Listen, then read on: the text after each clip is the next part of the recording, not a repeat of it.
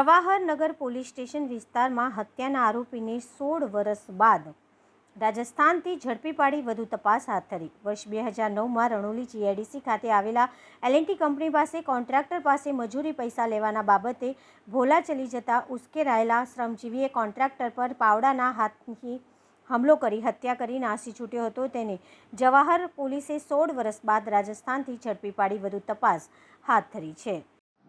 Jawahar Nagar police station વિસ્તારમાં 2009ની સાલમાં એક મર્ડરનો બનાવ બનેલો। L&T જે કંપનીની ઓફિસ છે એના પરનો જે રોડ છે ત્યાં મુન્નાભાઈ ઇમરાન ઉર્ફે મુન્ના કરીને એમની હત્યા કરવામાં આવી હતી। જે તે સમયે આરોપી નાસ્તો ફરતો હતો। આરોપી કોણ હતો એ પણ ખ્યાલ નહોતો અને કયા બાબતે ઝઘડો થયો એ પણ ખબર ન હતી।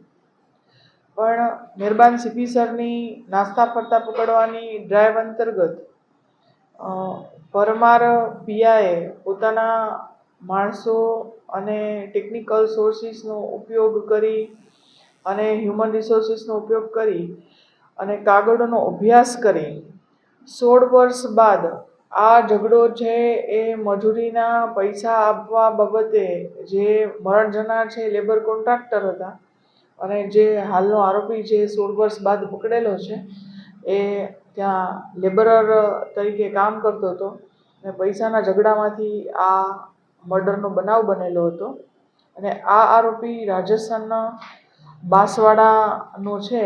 હ્યુમન રિસોર્સિસના આધારે ટીમ મોકલી અને ત્યાં વોચ ગોઠવી અને આરોપીને આજરોજ લાવી અને રિમાન્ડ મેળવવાની આગળની કાયદેસરની કાર્યવાહી કરવામાં આવી છે।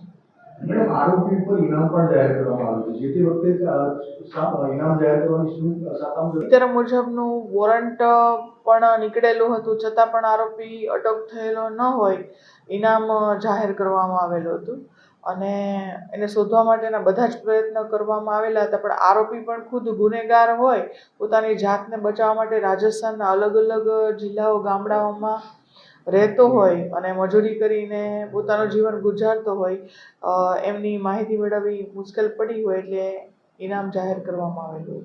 કેટલું ઇનામ હતું અને શું 10,000 ઇનામ જાહેર કરવામાં આવેલું હતું।